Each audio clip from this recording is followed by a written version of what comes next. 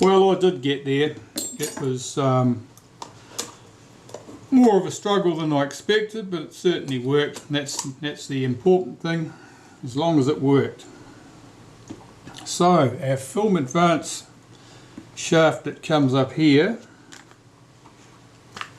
the shaft itself, I think I will lubricate that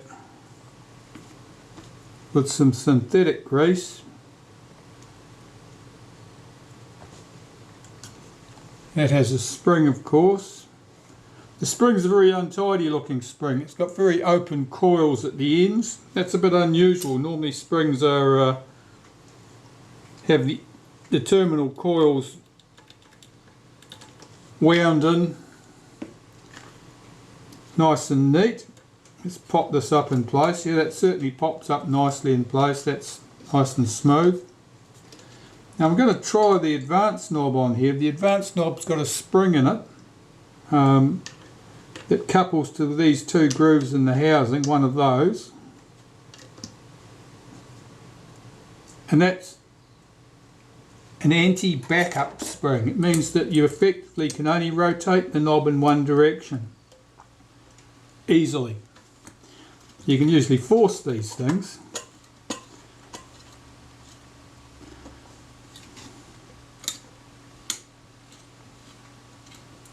Now I'm watching to see how this mechanism works. It may only work when the top cover's in place.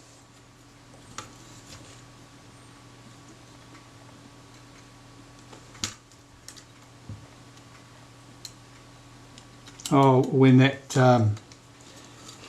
or when the viewfinder's in place perhaps, because I can see that sits over the top of that. Let's pop that in position.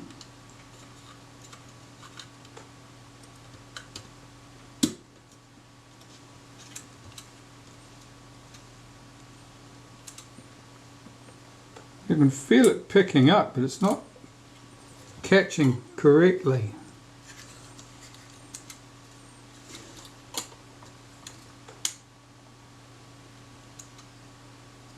Skipping over the top for some reason.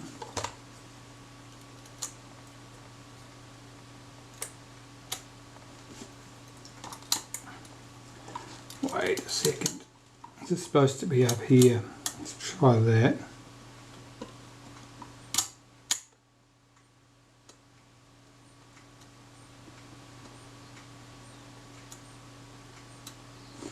Yeah, it just doesn't pick up. I think it's because it's not held down in place by the top cover. If the top cover was sitting here, how would that react? That's better. If the top cover's in place, it will work. If the top cover's not in place, the mechanism will not work.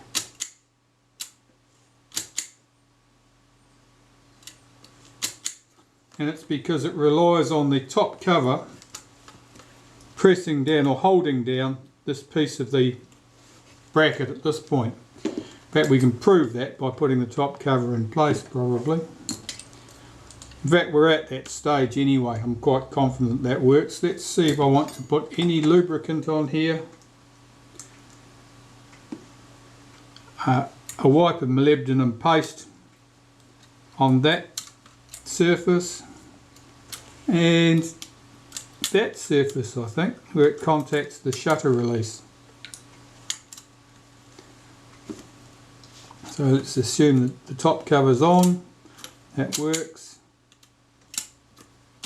You can see how it swings in our indicator here, which is visible through the top cover.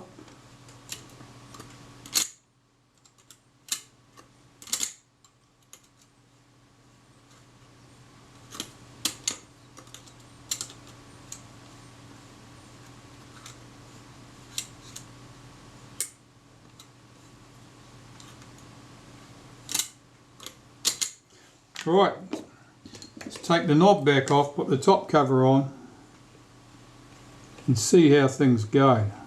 Whoops, that's the film advance flying to pieces. This retainer, I need to make sure that's quite tight. It feels pretty good. I'm just going to make sure that's tight. That's good.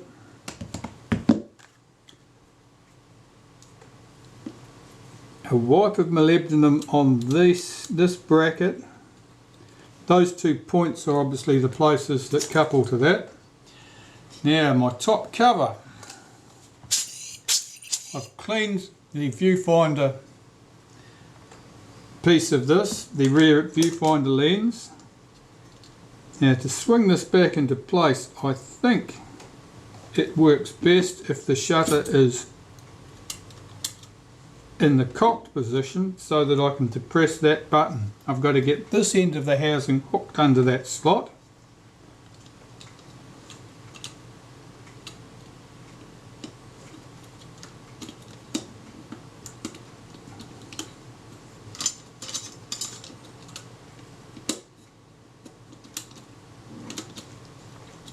And it's not wanting to play the game. Oh, that's it. There's our button up through the top.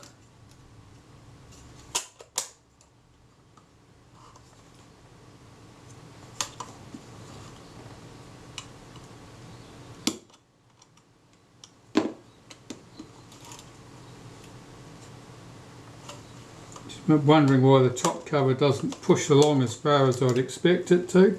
That's better, that's seated correctly. 2 screws hold our top cover in place here.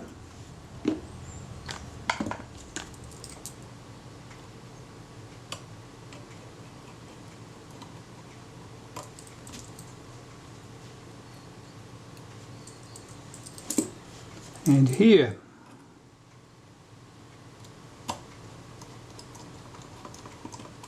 You can see that I've had fitted the accessory shoe back to the top cover. That's because we didn't need to remove that to remove the top cover. We only needed to remove the front screw from that, not the whole shoe.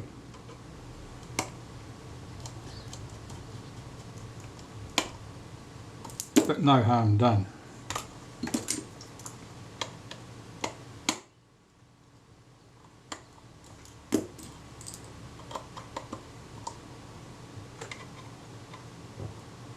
Get our 4 screws done up tight. That all looks good. Get this film advance back together. Put the shaft back up from inside.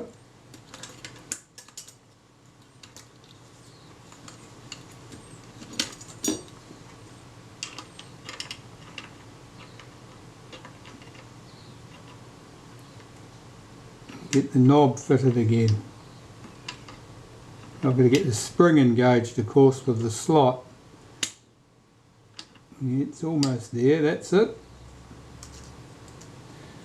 For one reason or another, I seem to be working left-handed on cameras at the moment.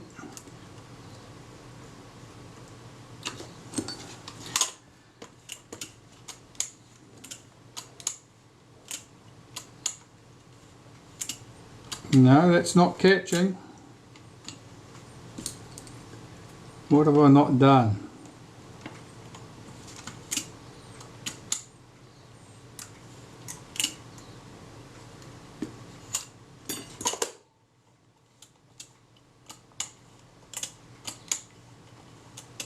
You can see it start to kick over and then it drops back. So something is not right.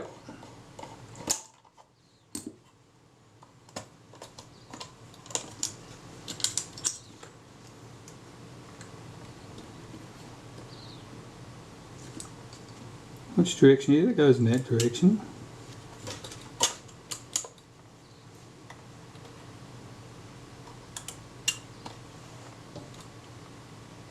Something's catching.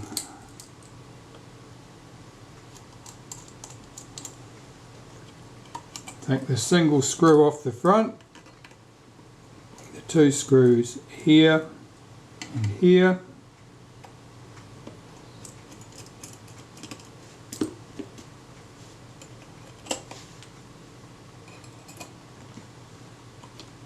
Lift off that top cover. Check, is there anything odd going on here?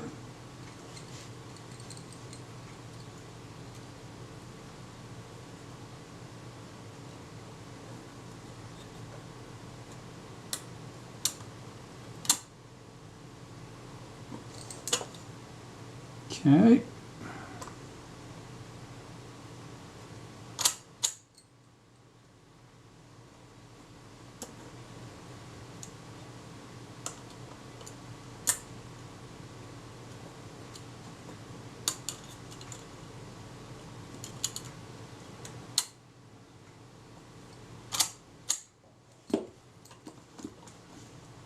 There's something subtly wrong with the angle of this end plate here, I think.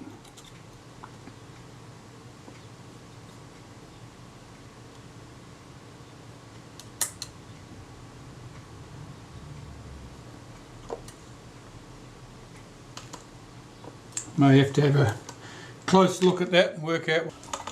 Well, with the body all cleaned and finished with, it only remains now to put the lens and shutter back in. In this particular camera there's absolutely no problem with the mechanism here that releases the shutter, and so there's no point, there's nothing to be done here really. There's no sand or grit, everything's working smoothly, there's apparently no problems there at all, so really all I need to do is put my lens and shutter assembly back in and hopefully it'll all be good. So that's my next trick. I'll just remove the retaining ring from the back of the shutter. Now in this case there were no other shims or anything behind that. Checking the position of the shutter, making sure that's good. There are 3 spots that could fit, are there? No, there's only one. That's alright. So the lens, the shutter assembly's got to fit there. I'll collapse the front and hopefully get that tucked back in to the bellows at the same time. There it is. I can just see it at the back. Now I want that to sit well back in there, so I'm going to pack that up with a bit of paper.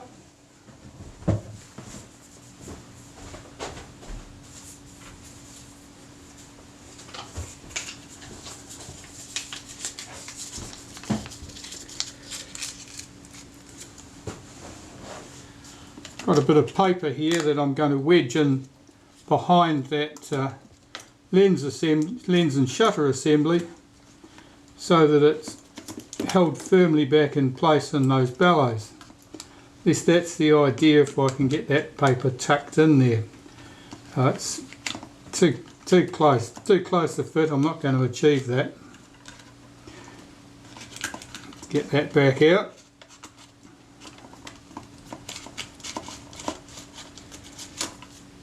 Let's try a smaller bit.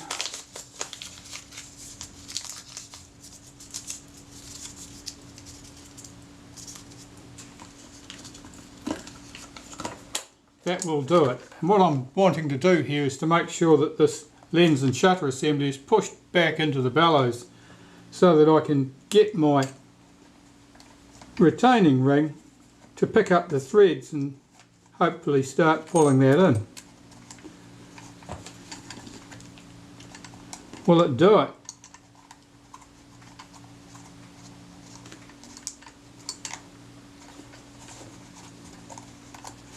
No, it's not picking it up.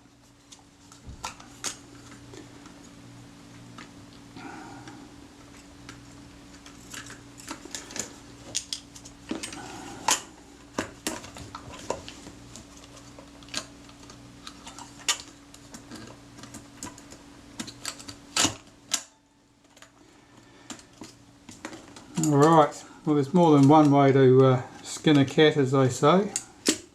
The alternative is to stretch the bellows forward and fit the retaining ring. That lens and shutter's down in place. Fit the retaining ring into the bellows.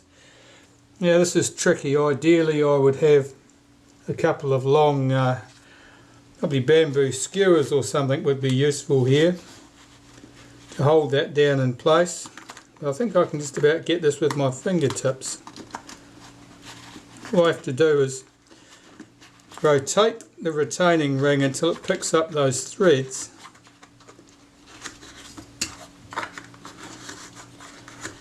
Which it has done.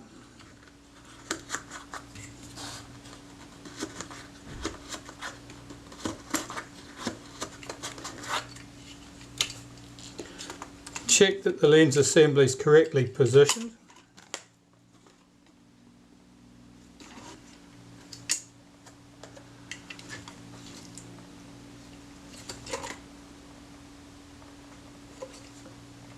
I think that's slightly off. I'll know that if I set the shutter.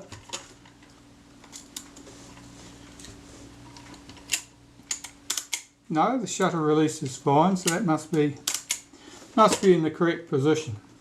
That's alright. Well, I can collapse the front and tighten up the retaining ring.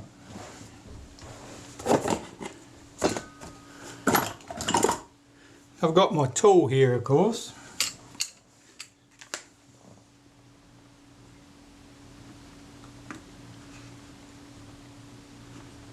And I've got the rounded tips on this so that I don't scuff the bellows, unlike the last person in there who certainly did.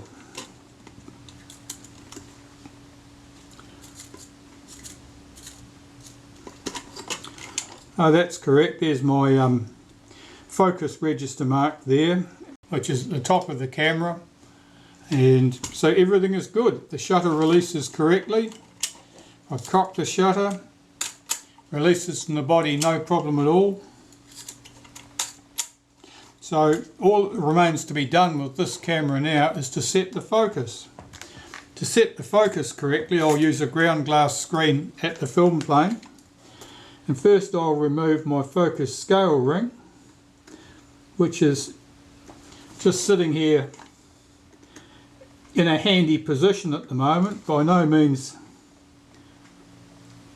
likely to be the correct position. I just know that it's in approximately the right place.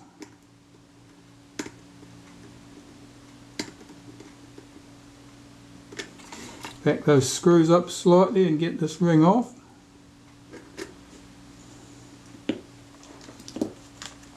Now I'll find my ground glass screen. The focus has all been set now. I've replaced the focus scale ring at the front of the lens, and the camera is ready to go back to its owner. So that's a Perkeo I. I must say it gave me a bit of a run for my money, mostly to do with the mechanism at the top, with the double exposure prevention mechanism.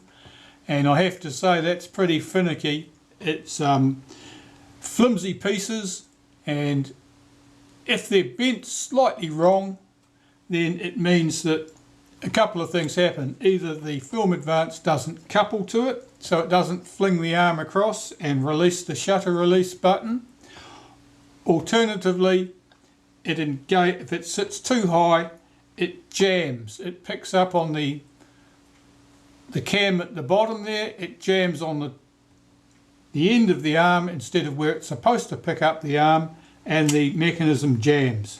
So it's very touchy. Unfortunately for me, it worked well before I took it apart, and after I'd cleaned it, it didn't work. So I managed to muck up some slight adjustment while I had it apart. As it happens, I would have probably been better placed if I'd never touched it.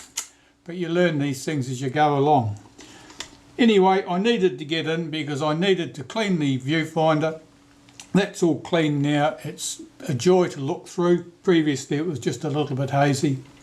The lenses are clean. They weren't bad to start off with, but the rear group certainly had smears on the inside. The shutter, of course, in this particular camera, that had obviously been splashed at some stage. There was evidence of some corrosion there, just in a couple of spots, which is typical when something's been splashed. Corrosion from storage in a damp place tends to be very general and very even. So if you wouldn't see one spot of corrosion inside the shutter. You would see general corrosion over the blades, all of the blades. However, that being said, I was able to deal with that, polish those blades. There's no sign of it from the outside to suggest that there's a problem there. The shutter blades are clean, they're polished, they run smoothly, speeds are appropriate, self-timer works. It's a good one, so this can go back to its owner. Thanks for watching.